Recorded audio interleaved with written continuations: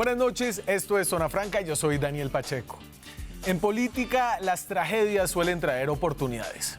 Y con esto no quiero sugerir que los políticos sean buitres que se alimentan de la desgracia ajena, ni alimentar teorías conspirativas sobre el origen de esas tragedias. Simplemente quiero llamar la atención a que este año comenzó con el peor atentado terrorista contra la policía, dicen algunos que en su historia, el peor ataque en Bogotá, la capital de Colombia, en 16 años. Y en ese contexto ya ha pasado suficiente tiempo para entrar a mirar cómo ha sido asumida la bomba en la Escuela General Santander como oportunidad política por el gobierno del presidente Duque. ¿Ha sido este hecho integrado a la forma en cómo quiere comunicar? ¿Es este el tono que escucharán a continuación en este clip un nuevo motivo de esta presidencia? El grupo armado terrorista, ELN, es el autor del despreciable ataque contra el Centro de Estudios de la Policía Nacional. Este fue un atentado preparado y organizado con muchos meses de anticipación. No descansaremos hasta llevar a la justicia a todos los autores materiales e intelectuales. La idea de que el atentado del ELN puede ser una nueva bandera unificadora para el gobierno Duque, que había arrancado con una crisis de narrativa, le sirve mucho a quienes quieren hacer un paralelo entre Duque y el expresidente Álvaro Uribe. Esta idea tiene limitaciones, pues supone tanto que el ELN puede ser un enemigo tan unificador como lo fue las FARC y que el país, que Colombia, está igualmente dispuesta, a como lo estaba hace 15 años, para una presidencia basada en la seguridad. De otro lado, si esta no es la nueva bandera del gobierno Duque, quedamos como habíamos terminado el año pasado, con un gobierno que aún no encuentra cómo hablarle a los colombianos en medio del peor inicio de un mandato en 30 años, desde que se hacen encuestas en Colombia. Aquí arranca Zona Franca.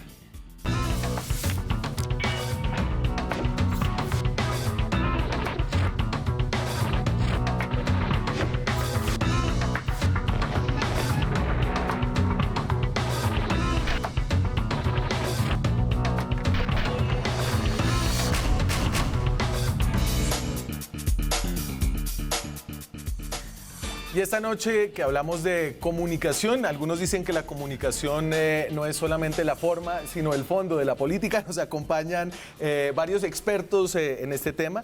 Eugénie Richard, ¿bien? Bien. Ahí voy a ir. Es profesora en la Universidad Externado de Colombia en marketing político y en ciencia política. Gracias por estar aquí esta noche. Es un gusto, muchas gracias. Y usted es francesa. Yo soy francesa y como experta en marketing político yo sé que el fondo y la forma importan, pero si uno no maneja bien la forma, pues el fondo se pierde. Entonces yo creo que Duque todavía tiene para aprender sobre la forma para que su mensaje de fondo pues quede bien claro ante todos los colombianos. Daniel Iboscus es diputado argentino, esa es como la Cámara de Representantes de Argentina, pero también es el presidente de la Cumbre Mundial de Comunicación Política. Y aprovechando que está aquí en Colombia, es un placer tenerlo aquí, Daniel, en el programa. Un gusto poder acompañarlos y debatir y hablar de comunicación política, tan oportuno en estos tiempos. Claro, y explíquele a la gente más o menos, políticamente, ya que usted es político y experto en marketing político, políticamente, ¿dónde está parado usted? Bueno, nosotros, en mi caso particular, acompaño al presidente Mauricio Macri ya desde el comienzo de su gestión, en el 2015. Llevamos 3 años y este año también enfrentamos un año electoral donde se renuevan todas las autoridades en Argentina, gobernadores, presidentes, diputados, senadores. En el mes de agosto, las primarias, donde los partidos en internas definen sus candidatos, abiertas a la ciudadanía, y después en octubre la elección general. Perfecto. César Caballero, lo conocen ustedes, ha estado en este programa varias veces, es director de la firma de opinión y de encuestas Cifras y Conceptos. César, es un placer tenerlo acá. Daniel, muchas gracias por la invitación y un gusto estar con ustedes. Estudiante de doctorado. Estudiante de doctorado en 3er semestre. ¿Qué más? Papá, esposo, hijo. Chismoso, Sí, conversamos. Muy bien, excelente. Como son todos los que están dedicados a esta área del marketing político. Yo ponía, digamos, durante la introducción este pedazo del discurso que dio el presidente Duque, y si no me equivoco, ese fue como el viernes después del atentado. Y es donde siento yo empieza como a hilar una nueva narrativa. Tal vez este otro extracto de video les ayude a darles alguna idea de si sí, esta es es una nueva narrativa. Todos los colombianos queremos la paz para nuestro país. El artículo 22 de la Constitución Política la ratifica como un derecho y un deber de obligatorio cumplimiento. Nuestro país rechaza la violencia, repudia el terrorismo y cree en la legalidad como principal cimiento para el disfrute y la consolidación de la paz. La paz se construye siguiendo el lema de nuestro escudo, el encuentro fraterno entre la libertad y el orden. Esta construcción, que es el objetivo de toda nuestra sociedad, florece en un marco de legalidad con justicia y seguridad.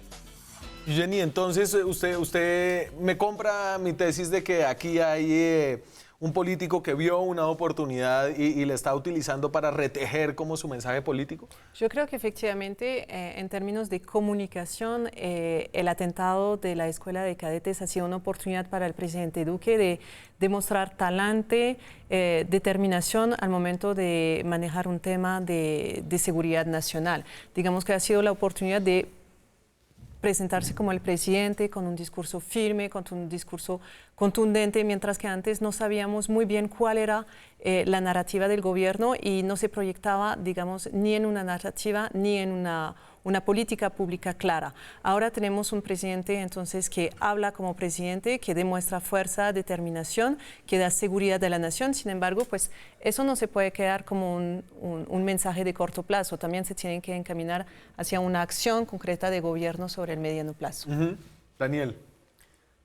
Bueno, a mí debería decirte que toda crisis es una oportunidad.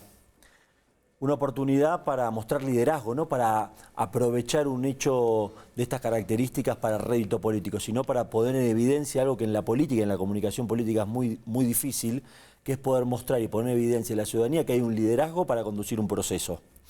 A partir de esa oportunidad, vemos ya desde este mensaje que le dirige a la población, si tú me hablas a mí en este momento, con lo que está sufriendo y con lo que ha sido impacto, me impacta su talante y su forma de hablar. ¿Tú le crees? A mí no me emociona, a mí no me está hablando el corazón. Creo que está hablando de un discurso preparado, armado, leído, y no le habla al corazón de la gente. No es genuino. Uno espera en un momento tan difícil que lo abracen, que sufran como uno, que lo representen. Y yo eso veo un discurso preparado, orgánico, que no sé a quién le está hablando. Bueno, digamos, y ese fue el discurso, él habló varias veces, ese fue el discurso que dio como al final de la semana, que era el discurso desde Casa de Nariño, había dado uno, creo que había estado bastante libreteado todo el discurso el que dio desde la General Santander, pero usted tiene la misma sensación, César. Tú al principio mencionaste y se dijo que había que hacer coincidir el fondo con la forma. Si no hay fondo, la forma, por mejor preparada que esté, va a empezar a tener grietas. Y yo creo que lo que aquí nos acaba de decir, yo estoy de acuerdo contigo. El parte del tema es que uno siente que Iván Duque, los temas de seguridad no son temas de que era, por ejemplo, con el tema del expresidente Uribe. El expresidente Uribe, el tema de seguridad le apasionaba, lo motivaba, y cada vez que hablaba de eso uno sentía que el señor estaba conectado con ese tema. En el caso de Iván Duque, él se mueve en una dicotomía. Él quiere hablar de equidad, que a mí me parece un tema muy importante, pero eso a la base uribista no le funciona. Y libretean muy bien cuando él sabe leer los libretos. Sí. Entonces, habla bien de seguridad porque se lee el libreto. Digamos, en campaña demostró que era juicioso en aprenderse, digamos, lo que él escribía. Y lo hizo, lo presentó, pero yo creo que hay una brecha entre la forma y el fondo, y momentáneamente eso le da un aire, pero no sé si en el largo plazo pues uno depender de que el ELN se convierta en el enemigo, como tú lo dijiste, pues creo que esa es una apuesta que yo no haría. A ver, y aquí las oportunidades a veces caen literalmente del cielo. Este fin de semana en un bombardeo de la Fuerza Aérea fue... Esta palabra siempre termina uno hablando abatido. Sí, no, neutralizado es así, es como militar. Digamos que murió por efecto de las bombas que le tiraron encima un señor que se llamaba Rodrigo Cadete, era miembro de una disidencia, de un grupo que se había separado del proceso de paz con las FARC. Y aquí está el presidente Duque mencionando otra vez un poco este motivo de la seguridad nacional. Este resultado es vital para la seguridad nacional, porque alias Rodrigo Cadete desde hace más de un año venía creando estructuras que se estaban nutriendo además del auspicio de algunos sectores cercanos a la dictadura de Venezuela. Aquí también le debe llegar el mensaje claro a alias Gentil Duarte. El Estado va a ir por él y por su estructura y vamos a ser efectivos, pero no vamos a permitir que en nuestro país el terrorismo y el narcotráfico siga acechando regiones. Sí.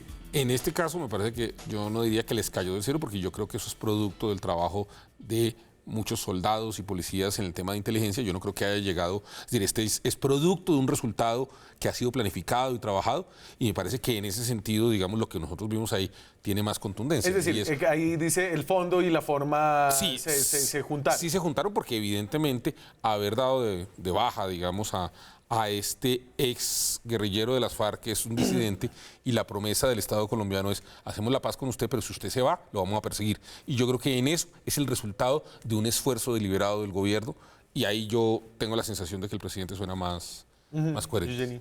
Efectivamente, durante mucho tiempo el gobierno Duque tuvo la dificultad de, uno, identificar un tema que lo permita proyectar una acción política y también generar gobernabilidad. Ahí, con el tema de seguridad que aparece en la agenda, entonces tenemos un presidente que se va a posicionar sobre este tema de seguridad y tener un discurso un poquito de mano dura que va a calar muy bien en la opinión uribista. Durante un momento pudimos pensar que teníamos el regreso de un presidente uribista. Sin embargo, pues el uribismo también recuerda muchas malas prácticas que no le gustan a un cierto segmento de la población. Entonces, Duque es un poco un equilibrista que intenta decir sí mano dura, sí seguridad, pero sin el regreso del autoritarismo. Sin embargo, lo que hizo muy bien Duque, lo que a mí me parece, bueno, es verdad que en el discurso en la escuela de cadetes tú decías que no comunicaba nada, hubiera podido utilizar un poquito más de pronto storytelling, hablar de la gente, nombrar a las víctimas para generar más emoción en su discurso, porque es verdad que era un discurso bastante rígido, muy libreteado. Sin embargo, me parece que hay algo que Duque ha hecho muy bien, es enganchar los dos temas entonces de principio de este año, que ha sido el atentado, con la autoproclamación de Guaidó en Venezuela, para decir, miren que estos dos temas van de la mano y puedo ligar política interna con política externa y ligar seguridad con política externa, que era algo que hacía muy bien el uribismo. Como que todo está ligado y nuestros enemigos del ELN en nuestro territorio también se están refugiados en Venezuela y entonces tenemos que ir en contra del gobierno de Maduro. Entonces ahí hay la proyección de un discurso que está tomando forma, que hasta ahora tardía en definirse. Claro, y aquí mi duda es cuánto te puede durar esto, cuánto lo puedes estirar. Y en ese sentido, Colombia no es el mismo país que era hace 20 años, que era hace 15 años. El mundo no es el mismo mundo que era en el 2001, cuando llegó el ataque terrorista de las Torres Gemelas. Entonces, mi duda es, ¿puede ser esto como tu columna vertebral de un gobierno? Yo creo que no debería plantearlo como una columna vertebral. Digo que debería plantear en esa reformulación de gobierno la construcción de políticas que generen la mayoría diaria, que uno pueda tener la iniciativa política y que con esas acciones uno vaya construyendo una mayoría diaria en la población, donde haya más del 50% que apruebe esa política pública. Creo que acá, como muy bien mencionaban, unifica algo cuando él habla de la dictadura de Venezuela o de Maduro, no recuerdo a quién menciona, pero ata una línea discursiva, se lo nota mucho más contundente y firme, y marcando también un tema que creo que golpea muy fuerte. Usted está muy cerca de Venezuela, que golpea muy fuerte, que lo sienten, que lo viven en lo cotidiano, y me parece que es una definición política donde ata dos temas. Ahora, si esto sirve o cuánto sirve, yo creo que estaría pensando ya en cómo continúa. Claro. ¿No? Y cuáles son los ejes centrales que pueden construir esa mayoría cotidiana que debe ir dando el presidente. La mayoría diaria. No lo había escuchado el término. Claro, un tema y una victoria cada día, así sea pequeña. Pequeña, pero que tenga la aprobación del 50+1 de la población. A partir de ahí, empezar a trabajar en ejes donde la prioridad esté no en la agenda política, sino en la agenda ciudadana. Cómo a partir de la agenda ciudadana nosotros construimos nuestra agenda política sin perder cuál fue el norte por el cual obtuvimos la presidencia de la República, y a partir de ir construyéndola con estas mayorías diarias. Esa pregunta creo que todavía nadie la ha sabido responder muy bien, ¿no? La de cuál es el norte. Bueno, algunos empiezan por el sur. Daniel hablaba del 50+1. El 50+1 ha eludido al presidente Duque desde después de 7 días de su mandato. La encuesta Jan Haas hace una medición continua de la aprobación y desaprobación presidencial, y esta ha sido un poco la trayectoria desde su elección o desde su posesión, ya no me acuerdo, la tenemos por aquí, la Jan Haas. A ver, arranca en agosto de... Sí. Agosto de 2018, el 20 de agosto, lo empieza a medir. Uy, muchachos, hoy me va a tocar sacar los super binóculos que tengo, pero no se preocupen, aquí la tengo. 41, no. Ayúdame, 34, Juanse, por favor, 34, aquí. 34, subió, ¿sí?, de 20 y tantos a 34. De 25 a 34, de 24 a 35. Ah, ok. Entonces, arrancamos en 41 negativo, 34 positivo. Está así. Ah, no, porque es que creo que aquí estamos confundiendo, chicos. Esta gráfica no me cuadra. No me cuadra porque él empezó positivo. Sí. Él empezó positivo. Volvamos. Un segundo. Sí. Él empezó positivo y fue perdiendo rápidamente la aprobación. En la última tiene un repunte en el que queda 35% positivo, creo que queda 40 y pico negativo. Es decir, hay un repunte en la última encuesta de Jan Haas que obedece a esto, César. Yo creo que obedece a varias cosas. Uno tiene que reconocer que el gobierno Duque al final del año pasado logró un acuerdo del salario mínimo concertado. Eso en Colombia es un hito muy importante que yo recuerdo en los últimos 10 o 12 años solamente Rafael Pardo y ahora la ministra Alicia Arango han logrado conducir ese proceso. Sí. Eso es un logro. También lograron un acuerdo con los estudiantes universitarios en el paro, la ministra de Educación lo hizo, eso también es un logro. Lograron sacar un solo proyecto de ley de una agenda, el gobierno tenía una agenda mínima de 5 proyectos y solo logró sacar uno, una reforma tributaria en donde lograron conseguir menos de la mitad de lo que aspiraban, pero bueno, lo tuvieron. Entonces digamos que ahí hay unas cosas y finalmente también, pues a uno, con toda esta marasma de noticias, pues también está el tema de Guacho, que lo habían dado de baja una vez y luego lo dieron la segunda vez, pero bueno, pero ya por segunda ocasión le dieron de baja, o sea, en la Colombia nuestra a los criminales los matan 2 veces. Pero bueno, ya digamos, creemos que sí, que ya lo mataron. Yo le creo al gobierno. Entonces digamos que la mezcla de todo eso, más el tema de Venezuela, más el tema de la reacción frente al tema, al atentado en la Escuela General Santander, en conjunto eso creo que da pues la explicación de por qué la popularidad del presidente reacciona en esa... Entonces, Eugenie, tenía yo a Duque la última medición del año pasado, que fue en diciembre, lo tenía en 64% negativo, en 25% positivo. Es un desgaste muy, muy grande. Y tiene un repunte en esta primera medición del año y pasa de 25% a 35% positivo y cae de 64% negativo a 56% negativo. Es decir, gana más o menos 10 puntos en aprobación, pierde 8 puntos en desaprobación. Es como mover la aguja, al menos. Pues sí, al principio Duque estaba muy desgastado para ser un presidente recién posesionado. Realmente tenía una popularidad muy, muy baja. Yo creo que también porque había mucha incertidumbre acerca de lo que iba a hacer y cuál era su mensaje de campaña. Había dificultad de definir qué quería este presidente, cuál iba a ser su tema de bandera y cómo iba a construir gobierno, porque dijo no a la mermelada, pero eso se le complicó muchísimo en las instituciones, porque teníamos unos congresistas que realmente ya no sabían cómo moverse si no tenían las cuotas burocráticas. Entonces eso paralizó también mucho la agenda legislativa. Efectivamente pudieron sacar una reforma, pero falta una reforma pensional, falta una reforma a la justicia. Entonces había como un clima de incertidumbre. Y llega este atentado, llega la situación en Venezuela y ya tenemos un presidente que coge las cosas en mano y que finalmente se comporta como presidente, como los colombianos esperan que se comporte un presidente, y le da un respiro a Duque. Pero sigue con un índice de popularidad muy baja para ser un presidente todavía tan joven en ejercicio.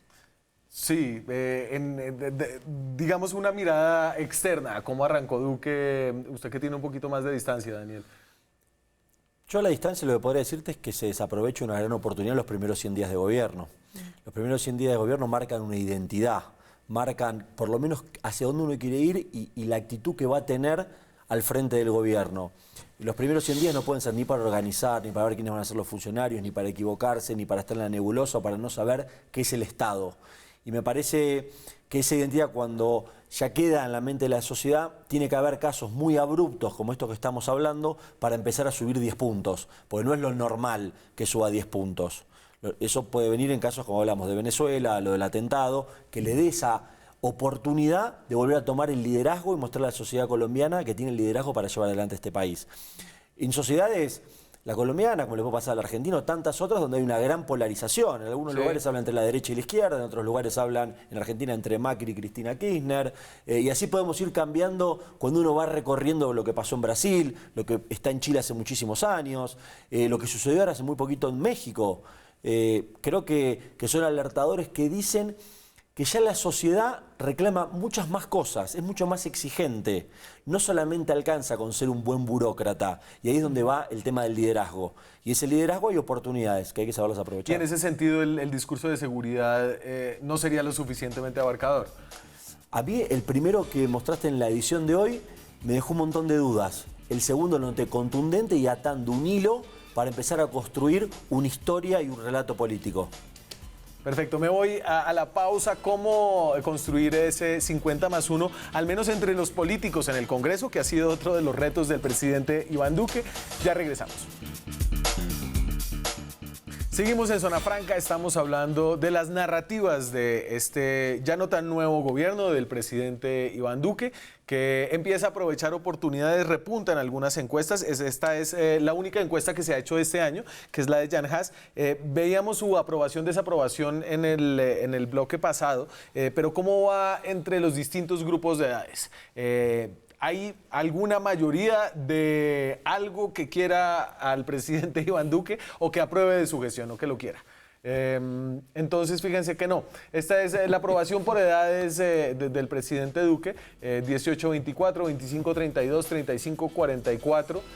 Y es interesante, ¿no? La progresión. Y es entre más edad tiene la gente, más aprobación tiene de la gestión de el presidente más joven en ser elegido en Colombia desde el siglo XIX, creo, César.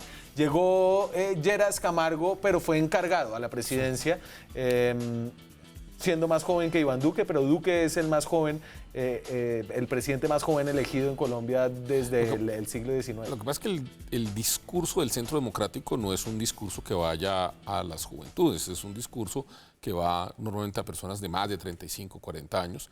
Es un discurso de gente que recuerda un poco lo que pasó en el 2000, el desastre del año 98 al 2002 y la reacción a eso. Entonces, digamos, no es un discurso que llame a las personas jóvenes y normalmente, tú ya lo notabas, pues de alguna manera los jóvenes normalmente son bastante críticos de cualquier persona en el poder, independientemente de que sea, de quién sea. Entonces, lo normal es que en la medida en que vaya aumentando la edad, la gente se vuelve más tolerante con los mandatarios. ¿Ideas ustedes? Pues es verdad que el discurso uribista pues está dirigido sobre el imaginario de qué ha sido Colombia antes, con los atentados, con el fracaso de los diálogos de paz del Caguán. Entonces se alimentan unos imaginarios que existen en los imaginarios de los mayores de 35 por lo menos. Entonces es normal que tenga una mayor aceptación. Recordamos que también los estudiantes han marchado en contra del gobierno Duque durante varias semanas, que tenían la sensación que el presidente no les escuchaba, que recibía a Maluma, pero que no le recibía a sus portavoces. Entonces eso no ha calado muy bien. Por Dios, el señor no se puede reunir con Maluma un sí, día. No. Maluma y los líderes estudiantes. Pues con Maluma sí, pero con Maluma, Carlos Vives, o sea, como con 11 también, ya. O sea, han parado la guitarra. Pero qué difícil es hacer no, tú tomas una decisión y queda uno marcado. Hoy en día, digo, como que ser presidente, ostentar el poder es cada vez más difícil. Pues lo que pasa es que estamos en campaña permanente y finalmente las cifras que mostramos es como una fotografía del estado de la opinión pública en el momento dado. Entonces vemos que con el atentado cambia, después puede volver a cambiar fácilmente, pero los jóvenes efectivamente son muy críticos, son el público más difícil de satisfacer y pues es complicado con esta coyuntura, claro. Efectivamente. Mientras que Duque tenía su gran bandera de la economía naranja, que es como un tema de TICs, joven y todo eso, pero no ha calado muy bien porque no ha sabido proyectarlo dentro de una acción de gobierno. Daniel, afortunadamente los jóvenes no votan, desafortunadamente los jóvenes sí son reflejados en las encuestas. Yo creo que es un poquito más complejo todavía el tema, ¿no? Y me parece que a veces cuando queremos hablar a los jóvenes, le hablamos de los temas que nosotros creemos que le van a interesar a los jóvenes. Y que serían oportunidades de empleo, parques públicos, recitales, Maluma. Y la verdad que cuando uno investiga seriamente qué tienen en la cabeza es algo totalmente distinto. Los jóvenes, la verdad que no esperan nada de la política. Los jóvenes quieren lo mínimo indispensable. Nosotros salen en las encuestas cualitativas jóvenes que dicen, no, pero a mí no me hables de oportunidades, yo quiero ser como Peter Pan, quiero estar, que el político haga las cosas que tiene que hacer, que no me interfiera, por lo menos en mi vida cotidiana, que me dé las respuestas, pero no me quiero involucrar en eso. O no porque un político abra una cuenta de Snapchat le va a estar hablando a los jóvenes. Sí. Entonces hay mitos que se empiezan a derribar muy fuerte, como esto que decíamos, bueno, Iván Duque es el presidente más joven, entonces por eso queremos que los jóvenes van a querer un presidente joven, y esto no funciona así. Como una presidenta mujer, las mujeres la van a apoyar, y esto no es así. Miremos en Estados Unidos con Bernie Sanders, fue furor entre los jóvenes, con más de 80 años. Sí. Cristina Kirchner en la Argentina, los que más rechazaban su gestión eran las mujeres. Entonces, esos mitos no parten de preconceptos que no son reales. ¿Y sus votantes cuáles son? ¿De quién? Los suyos. ¿Los míos? Sí. Son los que son del presidente Macri. A ver, creo que hay un riesgo, y creo que ustedes lo mencionaban con este discurso de mano dura, de seguridad, y el riesgo es el pasado de lo que es Colombia y las armas que este discurso le puede dar a los opositores. Y creo que eso salió un poco a flote con un video que se filtró de una reunión donde hablaba el expresidente Álvaro Uribe, hablando sobre el Cesar, que es un departamento de Colombia donde hay unos ganaderos y finqueros que se quieren armar. Dame el full de armas Cesar. Esto fue lo que se filtró de esa reunión, que era una reunión privada y que tiene a la oposición muy alarmada. El discurso de desarme es un discurso muy sugestivo de opinión. Es un discurso muy... Ojo con el discurso de desarme. Es un discurso muy difícil de controvertir. Si los unos están diciendo una sociedad desarmada y los otros una sociedad armada, pues los que digamos una sociedad armada nos muelen. Pero la ciudadanía lo que está pidiendo es alguna flexibilidad para los permisos especiales. Porque entonces le dicen en Valledupar, entonces nosotros ya salimos para Bosconia, nos atracan en el camino, no tenemos con qué defendernos y nos matan. Guillermo Botero tiene que hacer esas cosas. Y entonces aquí esto, por supuesto, digamos que levanta esos fantasmas sobre los ejércitos de seguridad privada, sobre las convivir, sobre los paramilitares, y eso se teje con la oposición al presidente Duque a través del expresidente Álvaro Uribe. César. Pues primero no era una reunión privada. Lo que acabas de mostrar es una reunión política de un político que está en actividad pública. Lo segundo, en algún momento probablemente la cifra puede haber cambiado, pero en Colombia más o menos la idea es que hay 1.800.000 armas con salvoconducto en un país con 10 millones de hogares. O sea, de todas maneras, el volumen de personas que tienen salvoconducto y la historia que hemos tenido en la cual ha habido mucha violencia de parte de estas organizaciones privadas no es un imaginario de la gente, o sea, es una realidad. Sí. Entonces, digamos que hay temores y evidentemente en esto yo creo que el presidente Duque y el ministro Botero tomaron la decisión, esto se daba en el contexto de si el presidente Duque iba o no a extender un decreto que limitaba un poco el salvoconducto. O sea, no es, digamos, para explicarlo en este momento, los salvoconductos que están, usted tendría que tener un permiso especial para poderlos sacar de su casa. Pero usted los puede tener en su casa o en su finca sin problema. Pero ya cogerlos y ponerlos, y además estamos hablando de que la limitación es fundamentalmente para armas más allá de un revólver, digamos. O sea, tampoco es que sea una cosa terrible. Evidentemente al grueso del uribismo y al expresidente Uribe, pues el tema de que la población, lo que ellos denominan ciudadanos de bien, que a mí me asusta cuando le dicen a eso, porque él es el que decide quién es un ciudadano de bien, y cuando Álvaro Uribe ha dicho quiénes son ciudadanos de bien, pues está Jorge Noguera, que está en la cárcel, pues está... Él era un buen muchacho. Era un buen muchacho, sí, digamos. Entonces, digamos, esa calificación es difícil, Yo realmente creo que ahí simplemente hay que respaldar al gobierno, que en este momento ha dicho mantengamos una limitación, tampoco total, sobre el tema de salvoconducto. Y yo traía esto, Eugenie, como para hablar de los riesgos que tiene la seguridad como discurso unificador y los riesgos que tiene porque suscita como todos estos fantasmas del pasado. Sí, yo creo que la seguridad ha sido el gran tema del presidente Uribe y eso ha tenido una narrativa, digamos, que cuajó muy bien en los imaginarios colectivos y está bien, pero yo creo que Duque tiene que ir más allá de este discurso de seguridad, primero porque no es el discurso con el cual se hizo elegir. Él también dijo, pasó después de un proceso de paz, dijo hay que reconstruir la paz, con un discurso mucho más conciliador y no un discurso de guerra, primero que todo. Y además, me parece que efectivamente este discurso de Uribe le genera una cierta sombra al gobierno, lo incomoda porque el presidente Duque no tiene la posición del presidente Uribe y los dos están en una posición bien distinta y yo creo que le sirve al presidente Duque tener a Uribe de un lado, que va a decir cosas en ciertas reuniones que se van a filtrar, sí, pero que él tiene una posición de presidente, de gobernante, que no es el mismo discurso que el de un senador o que de una persona en campaña. Entonces, ahí yo creo que Duque hasta ahora está empezando a construir su narrativa y su narrativa no puede ser solamente yo el héroe, el bueno, el colombiano de bien en contra de los malos que son la guerrilla, porque la guerrilla ya una buena parte de esta ya no existe y además este discurso simplista de la lucha del bien contra el mal, pues la realidad es mucho más compleja que eso y la narrativa tiene que ser también un poquito enriquecida. Supuestamente. Pues las narrativas sencillas funcionan. Sí, claro que sí. O sea, Tienen que ser sencillas. sí, Claro y que además sí las funcionan y dicotómicas tienen son que las que tener más han emoción. funcionado. Claro que sí, pero esta historia ya fue escrita, ya fue contada. Ahora Duque tiene que tener su propia historia. Claro, y nosotros tratamos de como de hacer el bien y el mal en una nota de calle que hicimos para preguntarle a la gente si ellos querían que Duque fuera más conciliador o de mano dura. Esa fue la pregunta en la calle que hicimos y creo que las respuestas de la gente son interesantes porque son inesperadas en cuanto a lo que uno estaba sugiriendo con la misma pregunta. Se los dejo para que la puedan comentar. Esto es Zona Franca en la calle.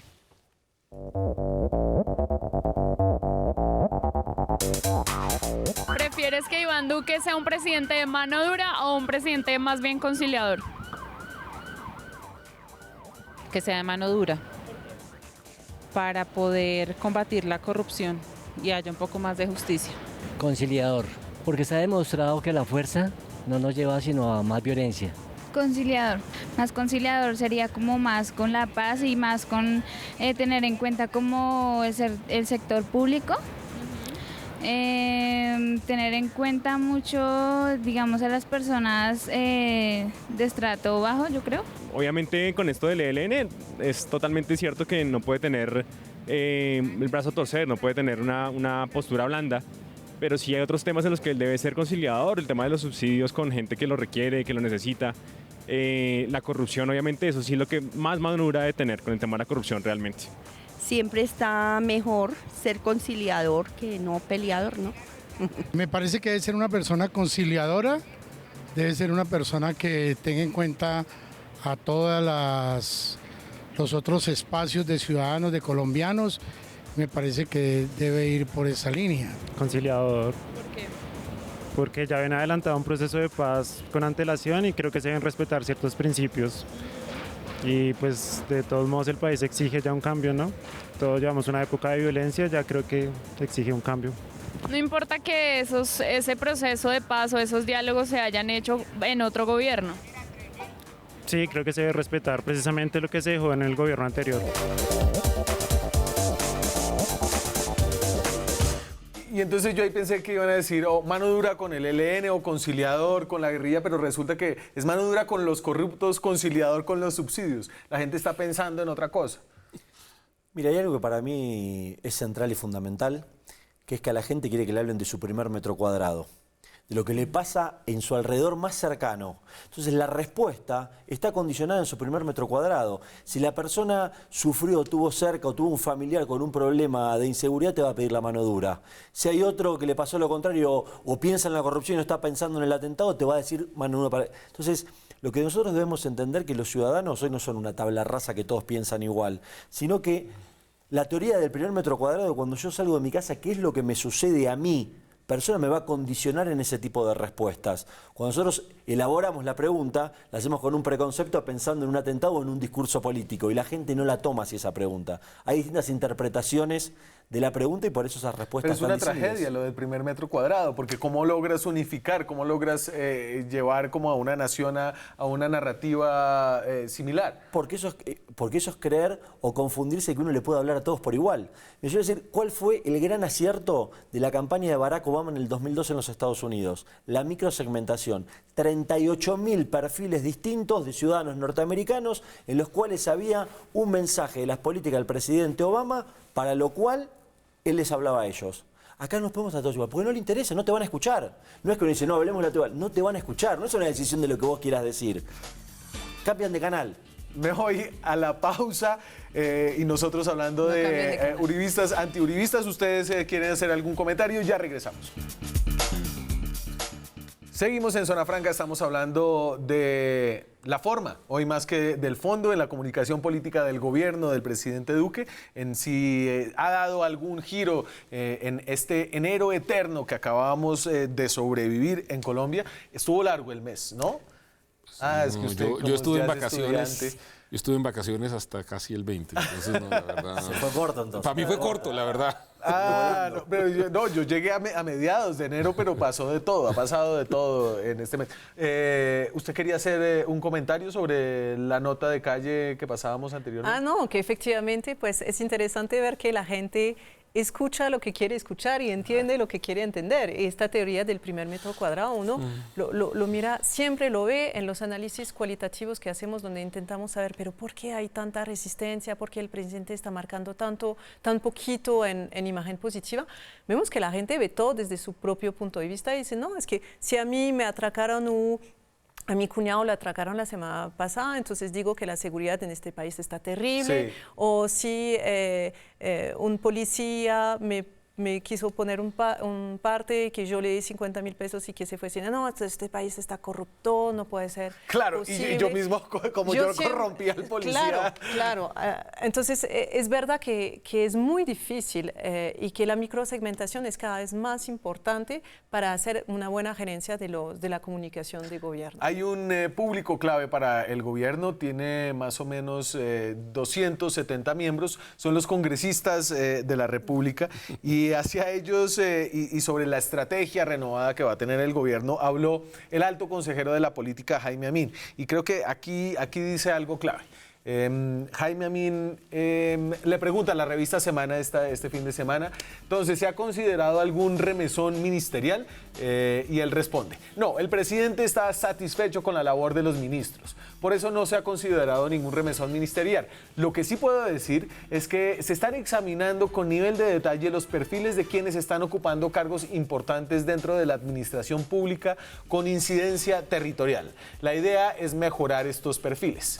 Y yo me pregunto si esto es una versión de la mermelada 2.0. No, yo creo que el mejor nombre es la compota. Vlado, el caricaturista colombiano, dice, nosotros pasamos de la mermelada de Santos a la compota de Duque. Yo no creo en las reuniones que va a tener el presidente con los partidos que ningún partido le plantee a él el tema de intercambio burocrático, porque creo que los políticos tampoco son tan básicos en ese sentido. Lo que pasa es que los políticos sí tienen un reclamo.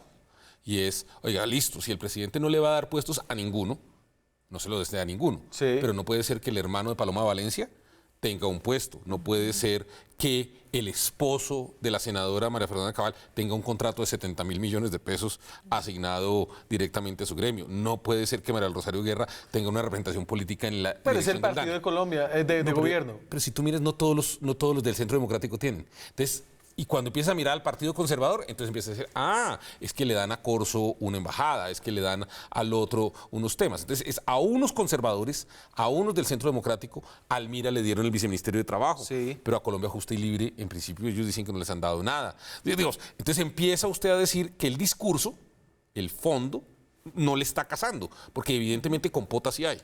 Y acabo de mencionar algunas que son evidentes y de memoria. Entonces, parte del problema que tiene el presidente es que le ha dicho, no quiero una relación transaccional con el Congreso, pero a algunos congresistas sí les está haciendo la relación transaccional. Aquí me interesa saber usted qué piensa me imagino que ha escuchado de la mermelada. Y de la compota. y es esta discusión en Colombia que yo no sé si está a la vanguardia de la transformación de la política o es como un rezago súper parroquial de nuestra forma de ver el gobierno. Yo creo que deben adaptarse al contexto y coyuntura que vive cada gobierno y el poder político que tenga de operación, y eso va cambiando. No es lo mismo tener mayoría que tener que construir consensos. No es lo mismo, porque en definitiva la política es negociación permanente, y más cuando uno no tiene mayoría en una Cámara. Nosotros, por ejemplo, en Argentina hay minoría en el Senado y en diputados y ha sacado todas las leyes que se han propuesto. Y eso tiene que ver con una negociación política. En esa negociación política hay distintos actores de poder. Yo siempre digo que esa negociación política tiene que ser visible, no la negociación que nadie conoce y oscura. Y creo que cuando ponemos en juego los intereses de regiones, de alcaldías, de representaciones políticas por los cuales un senador ocupa un lugar, creo que ahí se puede hablar de una negociación política en beneficio de distintos sectores que tienen representación dentro de un espacio. Pero digamos en Argentina se entendería que alguien de su sector político tenga un cargo en el gobierno y que usted sea un entusiasta promotor de las iniciativas del gobierno. De ninguna manera yo creo que alguien de la oposición puede ocupar un lugar en el gobierno. Pero bueno, pero en su caso, digamos, usted es del partido de gobierno. Sí. ¿Es normal que los congresistas del partido de gobierno tengan representación política dentro de los ministerios? Es normal si representan a un partido que es parte de la fuerza de gobierno y que, por supuesto, es un gobierno de coalición. En el caso del presidente Macri, él llega al gobierno con un gobierno de coalición de 3 partidos que conforman un frente. ¿Eso qué significa? Que ese frente le da la posibilidad que cada partido, algunos con representación parlamentaria, otros con menos, tengan gente y propongan gente en distintos puestos de gobierno. Sí, y entonces por eso siento que toda esta discusión de la mermelada se deformó tanto y ya es insalvable la confusión que hay dentro de la población colombiana. Es que la propició el Centro Democrático. Claro. Entonces, digamos, el Centro Democrático cuando está en oposición confunde al país y le dice que cualquier nombramiento asociado a representación política es mermelada. Y cuando llegan al gobierno dicen que ellos ahora ya no van a hacer nada de eso, pero lo están haciendo. Entonces, yo creo que los partidos tienen que tener representación política. Pues evidentemente los que ganaron. Sí. Y no se puede tener gobernabilidad si no se tiene un mínimo de entendimiento con los miembros del legislativo. No es la misma cosa, efectivamente, hacer clientelismo, hacer mermelada y generar gobernabilidad para un gobierno. Yo creo que el presidente Duque y su gobierno va a tener una prueba de fuego que van a ser las elecciones de este fin de año, en el cual vamos a ver cuál es el poder también de los diputados en las regiones, donde efectivamente están mirando entonces cómo se van a jugar las fuerzas en el juego territorial, cómo van a quedar las gobernaciones, las alcaldías y qué tanto es el poder de estos representantes de las regiones dentro del territorio. Me queda una pausa, ya regresamos. Seguimos en Zona Franca. Esta noche estamos hablando de comunicación política, sobre todo en lo que tiene que ver con la comunicación política del gobierno de Iván Duque, pero en el contexto de la guerra entre las comunicaciones que hay ahorita mismo a propósito de la situación en Venezuela, les quiero poner este clip que encontramos en internet. Esto es Enredados.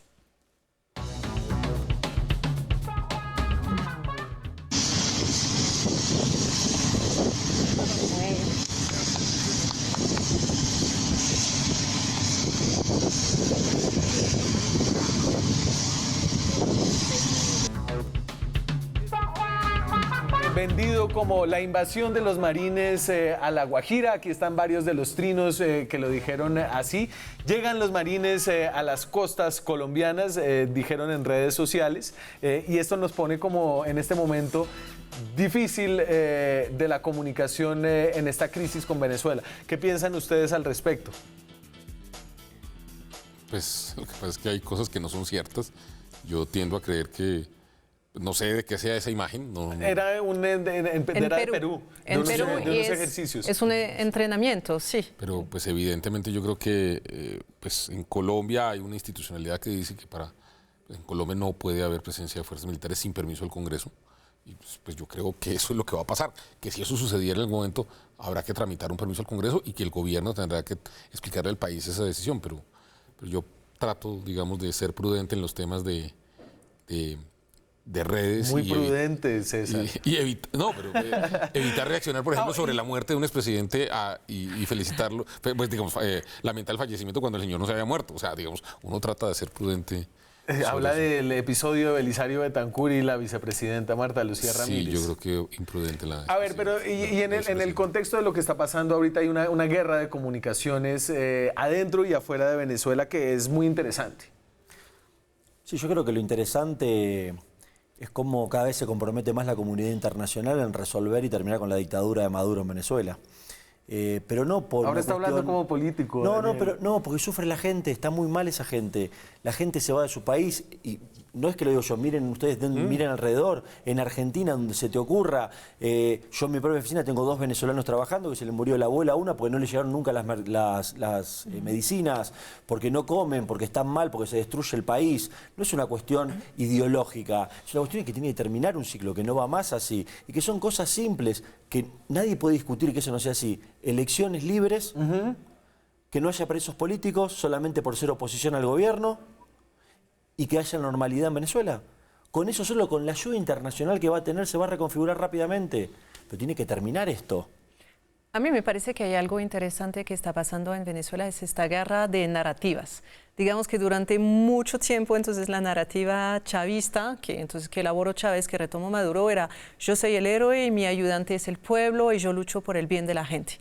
Pues lo que realmente hizo Guaidó es algo interesante, es que desplazó esta narrativa y se puso como de héroe, pero su público no es el mismo, es más la comunidad internacional, tanto el público externo como un público interno, que son los venezolanos, y diciendo, no, miren, que Maduro no es el bueno, es el usurpador, no es el hijo de Simón Bolívar, no, es realmente un dictador. Entonces, hay como una guerra de narrativa y también Maduro respondió bien, porque finalmente dijo, no, miren que yo estoy de acuerdo para hablar con Guaidó, a un periodista español que lo estaba entrevistando, y el entrevistador dijo, listo, llamémoslo. Entonces sacó su celular y lo llamó y finalmente, bueno, la llamada no entró, pasó a buzón, no había manera de dejar un mensaje. En La Sexta. Eso, y Maduro dijo, ven, que con él no se puede hablar, yo quería hablar y con él no se puede hablar. Entonces también maneja bien su discurso, pero hay realmente un enfrentamiento de narrativas, hay un cambio de perspectiva, de lectura de los asuntos que son bien interesantes. Ahí hay 2 temas. Si hay un tema de narrativas, pues cuando usted tiene un país con una inflación del 20.000% reconocida por el gobierno, pues usted ya tiene también un problema de gestión gubernamental, que yo simplemente quiero recordar. Yo no comparto ninguna de las ideas del chavismo, pero a uno no se le puede olvidar que durante Chávez ese descuadre de la economía venezolana no existía. Entonces, digamos, aquí yo lo que creo es que hay un problema de incompetencia de la actual administración que nunca se demostró con Chávez. Chávez nunca tuvo el país tan descuadernado como está, y en este momento, evidentemente, en Venezuela hay un problema de estructuración y de estabilidad. Ahí compiten las narrativas, pero evidentemente hay un tema en que la economía venezolana no está funcionando y la sociedad venezolana tiene ese problema y van a tener que resolverlo, ojalá de la manera más institucional posible, en medio de un tema difícil. Las narrativas deben anclarse siempre en parte de la realidad, o en parte de la realidad. Y lo cierto es que la narrativa de Maduro no tiene ninguna lógica con la realidad, porque un presidente no puede hablar ni con pajaritos, ni puede ir al futuro y volver y decir lo que vive en el futuro. Esa narrativa pierde de realidad el 20.000% de inflación, la gente que se va de tu país. Pero y todavía tiene una base pequeña, pero que tiene una base. En Venezuela se llaman los enchufados. Los que viven gracias al Estado y gracias al dinero que pone Maduro a costa del sufrimiento de la gente. O sea, no es la narrativa. Ahí se terminó la narrativa. Y se terminó el programa también. Muchas gracias a ustedes por estar acá. Yo creo que ya se terminó la narrativa de Maduro. Yo no sé si la narrativa del chavismo. ¿Puede ser? No, digamos, porque claro, obviamente nosotros vemos una versión de los temas. Y el programa sí se terminó de verdad. Muchas gracias a ustedes. A ustedes también nos vemos mañana con más periodismo, con más debate, con más opinión. Chao. Ya me regañó Daniel.